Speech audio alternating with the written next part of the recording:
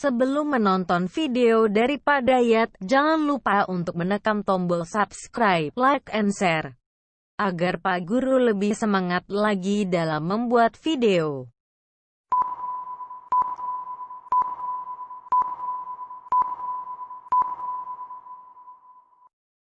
Assalamualaikum warahmatullahi wabarakatuh. Semangat pagi sahabat belajar kelas 4. Jumpa kembali di pembelajaran yang kedua, subtema 2 tentang hebatnya cita-citaku, tema yang ke-6. Bagaimana kabar kalian? Semoga selalu sehat dan semangat untuk meraih cita-cita. Mari sebelum mengawali pembelajaran, kita awali dengan bacaan basmalah. Bismillahirrahmanirrahim. Semoga Allah memudahkan kita dalam menerima pembelajaran yang akan kita pelajari. Baik, langsung saja adik-adikku kelas 4, kalian perhatikan gambar yang ada di layar kalian. Iya, profesi apa sajakah yang ditunjukkan oleh gambar-gambar tersebut? Tepat sekali ya, yang pertama ini ada seorang pelukis. Kemudian yang kedua, dia merupakan seorang sutradara. Dan yang ketiga ada penari. Dan yang keempat, dia merupakan pesulap. Adakah kesamaan dari keempat profesi ini? Betul sekali ya adik-adikku kelas 4, keempat profesi ini merupakan bagian dari pekerja seni. Nah, untuk memperdalam wawasan kita mengenai pekerja seni, mari kita baca bacaan dengan judul Kisah Seorang Penari Gandrung Banyuwangi. Kalian simak baik-baik ya. Seorang ibu bernama Supinah mengisahkan perjalanan hidupnya sebagai seorang penari gandrung. Tari gandrung berasal dari Banyuwangi, Jawa Timur yang sudah ada sejak zaman penjajahan kolonial Belanda. Tari gandrung merupakan tari penyampai pesan untuk para pejuang yang bergerilya pada Perang Puputan Bayu tahun 1771. Oleh karenanya, pada awalnya penari gandrung adalah laki-laki. Kemudian pada tahun 1895 mulai muncul generasi penari gandrung wanita. Ibu Supinah mulai menjadi penari gandrung pada usia 14 tahun, yaitu sejak tahun 1709. Ibu Supinah belajar pada sebuah kelompok tari gandrung yang dipimpin oleh Akidah, yaitu Gandrung Akidah. Di sana, Bu Supinah belajar dengan rajin sehingga dalam waktu yang tidak terlalu lama diperkenankan menari di pentas. Saat itu, Ibu Supinah sering tampil di pentas untuk acara-acara tertentu seperti undangan atau perkawinan yang biasa digelar di masyarakat Banyuwangi. Ibu Supinah tidak pernah menyesali keputusannya untuk menjadi seorang penari gandrung. Ibu Supinah bangga karena tari gandrung melambangkan kesuburan. Ibu Supinah bahkan pernah diundang menari ke mancanegara seperti Amerika, Korea, dan Cina. Ibu Supinah tidak menyangka bahwa profesinya sebagai penari gandrung mendapatkan penghormatan yang tinggi. Ibu Supinah bangga telah mengenalkan budaya Indonesia kepada masyarakat di mancanegara. Sahabat belajar kelas 4, yuk kita jawab pertanyaan-pertanyaan berikut terkait dengan bacaan yang sudah kita simak tadi. Apa nama dan asal daerah dari tarian yang menjadi profesi Ibu Supinah? Tepat sekali, tari gandrung dari Banyuwangi. Kemudian, apakah peran tarian tersebut pada saat perjuangan melawan penjajah? Benar sekali ya adik-adikku kelas 4, tari gandrung merupakan tari penyampai pesan untuk para pejuang yang bergerilya pada Perang Puputan Bayu tahun 1771. Kemudian sahabat belajar kelas 4, sikap dan nilai apa sajakah yang ditunjukkan Ibu Supinah sebagai seorang penari daerah?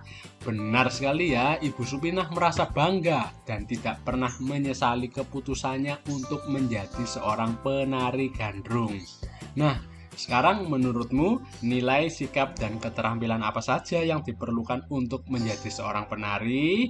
Tepat sekali, sikap dan nilai yang diperlukan untuk menjadi seorang penari adalah sikap cinta dan bangga atas kebudayaan bangsa, kedisiplinan, kerja keras, dan pantang menyerah dalam berlatih.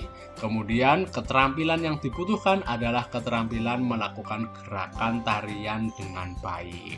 Nah, selanjutnya kalian perhatikan dan amati tarian-tarian yang ada dalam layar kalian. Apa nama tari berikut ini dan sebutkan asal daerahnya. Yang pertama yang di pojok kiri atas, tepat sekali itu merupakan tari pendet dari Bali. Dan yang di sebelahnya, ya benar, ada tari piring dari Sumatera Barat. Selanjutnya yang di pojok kiri bawah ada, benar sekali, ada tari remo dari Jawa Timur. Dan yang terakhir ada tari saman dari Aceh. Sekarang untuk menambah wawasan kita terkait tentang makhluk hidup yang ada di sekitar kita, yuk kita simak bacaan tentang manfaat makhluk hidup di sekitar kita. Kalian simak dan pahami baik-baik ya. Makhluk hidup terdiri atas tumbuhan, hewan, dan manusia. Manusia memerlukan tumbuhan dan hewan untuk memenuhi kebutuhan hidupnya. Hewan dan tumbuhan dikelola manusia sedemikian rupa sehingga memberikan manfaat bagi kehidupan manusia. Tumbuhan dan hewan merupakan sumber daya alam hayati. Keberadaannya akan terus-menerus ada sepanjang tidak terjadi peristiwa yang membuatnya punah. Tumbuhan membantu lingkungan untuk menyediakan oksigen dan menahan air hujan agar tidak terjadi erosi. Tumbuhan juga berfungsi sebagai pelindung tanah-tanah yang miring agar tidak mudah longsor. Tumbuhan juga bermanfaat untuk menyerap karbon dioksida yang dikeluarkan manusia dan hewan lainnya untuk dimanfaatkan dalam proses fotosintesis. Apakah manfaat hewan bagi lingkungan sekitarnya? Hewan berfungsi sebagai pengurai. Contohnya hewan pengurai untuk menguraikan sisa makanan menjadi zat makanan yang dapat diserap oleh tumbuhan sebagai zat hara. Dalam mata rantai makanan, hewan bermanfaat untuk menjaga keseimbangan alam. Kemudian, tumbuhan dan hewan sebagai sumber daya alam hayati memiliki manfaat yang banyak bagi kehidupan manusia. Beberapa manfaat tersebut diantaranya sebagai berikut. Yang pertama, sebagai sumber bahan pangan. Hewan yang merupakan sumber makanan manusia antara lain sapi, ayam, udang, dan ikan. Sedangkan tumbuhan yang menjadi sumber makanan antara lain sayuran, buah-buahan, dan palawija seperti padi, kedelai, dan jagung. Selanjutnya adalah manfaat sebagai bahan sandang atau pakaian. Bahan pakaian yang digunakan manusia berasal dari serat tumbuhan dan hewan. Contoh tumbuhan yang dimanfaatkan seratnya adalah kapas, sedangkan contoh hewan yang dimanfaatkan seratnya adalah ulat sutra dan domba. Serat-serat ini diolah menjadi benang yang kemudian dipintal dan ditenun menjadi kain.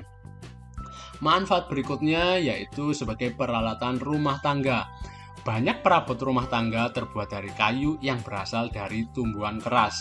Beberapa contohnya adalah kayu dari pohon jati, cendana, mahoni, dan pinus. Manfaat yang terakhir sebagai produk kesehatan, tumbuhan dan hewan dapat digunakan sebagai bahan obat-obatan. Berbagai tanaman obat seperti kunyit, jahe, temulawak, dan kumis kucing dimanfaatkan sebagai obat. Beberapa jenis hewan juga dimanfaatkan untuk obat-obatan seperti kadal, kelelawar, dan cacing. Nah, setelah kita bersama membaca bacaan ini, selanjutnya yuk kita membuat sebuah diagram tentang manfaat makhluk hidup yang ada di sekitar kita. Kalian klasifikasikan manfaat dari sisi hewan dan dari tumbuhan. Nah, jika sudah, kalian bisa tuliskan ya di buku tulis kalian masing-masing. Coba kalian selanjutnya bandingkan dengan hasil yang ada di layar. Diagram ini menunjukkan bahwa manfaat makhluk hidup di sekitar kita terdiri dari hewan dan tumbuhan. Hewan bermanfaat sebagai bahan makanan, bahan pakaian, kerajinan, objek uji coba, membantu pekerjaan manusia, dan sebagai bahan obat. Sedangkan manfaat tumbuhan sebagai bahan makanan, bahan pakaian, penghasil oksigen, penyerap karbon dioksida, sebagai bahan hiasan, dan juga sebagai obat. Nah, jika kalian mempunyai tambahan yang lainnya, kalian bisa tambahkan sendiri di buku catatan kalian masing-masing. Oke adik-adikku kelas 4, cukup sampai di sini dulu ya pembelajaran yang kakak sampaikan. Semoga dapat bermanfaat, kalian tetap semangat dan selalu jaga kesehatan. Sampai jumpa pada pembelajaran-pembelajaran berikutnya. Terima kasih, semoga bermanfaat. Wassalamualaikum warahmatullahi wabarakatuh.